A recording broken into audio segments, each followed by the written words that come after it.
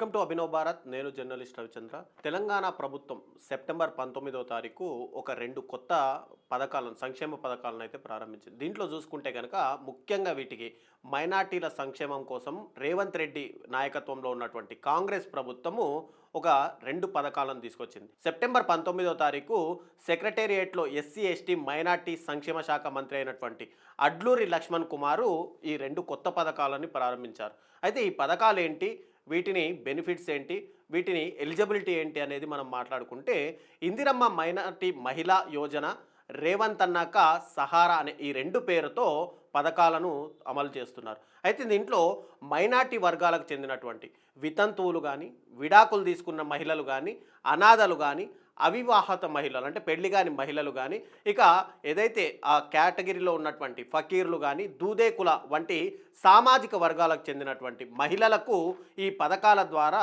ఆర్థిక సహాయం అందజేస్తున్నారు. అయితే ఈ రెండు పథకాల కోసం దాదాపుగా 30 కోట్ల రూపాయల నిధులను కూడా తెలంగాణ ప్రభుత్వం కేటాయిస్తూ బడ్జెట్లోనే ఈ పథకాలకు సంబంధించిన ఒక ప్రతిపాదన చేశాయి. అయితే దీంట్లో మనం మాట్లాడుకుంటే మొదటి పథకం కింద ఇందిరమ్మ మైనారిటీ మహిళా యోజన, ఇది మొదటి పథకం. మొదటి పథకం గురించి మాట్లాడితే ఈ పథకం కింద ఏంటంటే మైనార్టీ వర్గాలకు చెందినటువంటి వితంతువులు కానీ, విడాకులు తీసుకున్నటువంటి మహిళలు కానీ, అనాథలు కానీ, అవివాహిత అంటే ఒంటరిగా నివసిస్తున్న మహిళలకు వాళ్ళంతట వాళ్ళే తమ సొంత కాళ్ళపై నిలబడడానికి, అంటే స్వయం ఉపాధి కల్పించాలనే ఉద్దేశంతో చిరు వ్యాపారాలు ప్రారంభించడానికి ఇక్కడ 50,000 రూపాయల ఆర్థిక సహాయం అయితే గవర్నమెంట్ అందిస్తుంది. ఇక రెండవ పథకమైనటువంటి రేవంత్ అన్నక సహారా, ఇక రెండో పథకం రేవంత్ అన్న సహారాకు సంబంధించి స్కీము ఏదైతే ఫకీరు దుదేకుల అంటే ఈ కేటగిరీ ఏంటంటే మెయిన్గా మైనార్టీలో ఉన్నటువంటి వెనకబడిన వర్గాలైనటువంటి ఫకీర్ దుదేకుల సామాజిక వర్గాలకు చెందిన వారికి ఈ పథకం ద్వారా ₹1,00,000 ఆర్థిక సహాయం అయితే ఇస్తారు. ఈ ₹1,00,000 ఎందుకంటే మోపెడ్స్ అంటే బళ్ళు కొనుక్కోవడానికి, తోపుడు బళ్ళు కొనుక్కోవడానికి, ఈ వాటి కొనుగోలు కోసం అనేది ఈ ఆర్థిక సహాయం అందిస్తారు. దీని ద్వారా వారు తమ జీవనోపాధి ఏదైతే ఉంటుందో దాన్ని మెరుగుపరుచుకుంటారని చెప్పి, స్వయం ఉపాధికి వాళ్ళకు తోడ్పాటు అందిస్తుందని చెప్పి ఇక్కడ ప్రభుత్వం అయితే నిర్ణయించింది. అయితే ఈ రెండు పథకాలకు దాదాపు 30 కోట్ల రూపాయలు మొదటి విడతగా మైనార్టీ సంక్షేమ శాఖ మంత్రి అయినటువంటి అడ్లూరి లక్ష్మణ్ ఇక్కడ కేటాయించారు. ఇక ఈ పథకాలకు దరఖాస్తు చేసుకోవాలంటే సెప్టెంబర్ 19న ఈ ప్రక్రియ మొదలైంది. దీన్ని మెయిన్గా ఆన్లైన్లో మాత్రమే దరఖాస్తు చేసుకోవాల్సి ఉంటుంది. తర్వాత అక్టోబర్ 6 తేదీ వరకు దీన్ని రిజిస్ట్రేషన్ చేసుకున్న వారికి ఇందులో స్క్రూటినీ చేసి ఎవరెవరు అర్హులు అనే దాని మీద కూడా పూర్తిగా ప్రభుత్వం అయితే నిర్ణయిస్తుంది.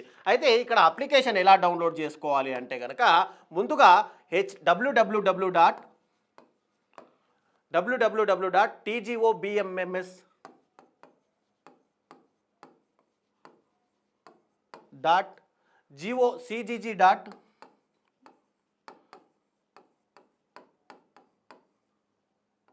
ముందుగా www.tgobmms.cgg.gov.in అనే వెబ్సైట్లోకి వెళ్ళి అక్కడ ఒక అప్లికేషన్ ఫామ్ అయితే ఉంటుంది.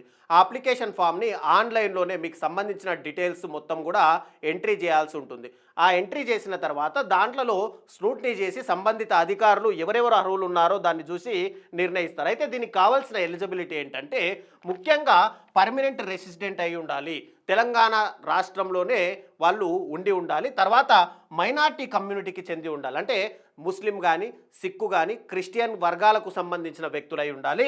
అబో 18 ఇయర్స్ ఏదైతే అర్హత ఉన్నాడో 18 సంవత్సరాల అబో ఉన్న వాళ్ళు మాత్రమే దీనికి అర్హత చేసుకోవాలి. ముఖ్యంగా వీళ్ళని కేటగిరీలోకి అయితే తీసుకుంటున్నారు. విడో, డైవర్సీ, ఆర్ఫన్స్ అంటే అనాథలు ఎవరైతే ఉన్నారో వీళ్ళని ముఖ్యంగా దీంట్లో అయితే యాడ్ చేసుకుంటారు. కాబట్టి తెలంగాణ గవర్నమెంట్ ఇచ్చినటువంటి ఇప్పుడు ఏదైతే సంక్షేమ పథకాల కోసము 2 పథకాలను ప్రవేశపెట్టిందో మైనార్టీల కోసం, వాటిని ఇమ్మీడియట్గా మీరు కనుక యూటిలైజ్ చేసుకొని అప్లై చేసుకుంటే మీకు కూడా వచ్చే అవకాశాలు ఉన్నాయి. కాబట్టి ఇంకా ఎక్కువ టైం కూడా లేదు. కాబట్టి ఇమ్మీడియట్గా మీరు సంబంధిత వెబ్సైట్లోకి వెళ్ళి అప్లికేషన్ డౌన్లోడ్ చేసుకొని అక్కడి నుంచే ఫామ్ ఫిలప్ చేసి చేయండి. తర్వాత స్క్రూటినీ చేసి అధికారులు వెరిఫికేషన్కి వస్తారా లేదంటే ఆన్లైన్ ప్రాసెస్ జరుగుతుందా అనేది కూడా ప్రభుత్వం తెలియజేస్తుంది.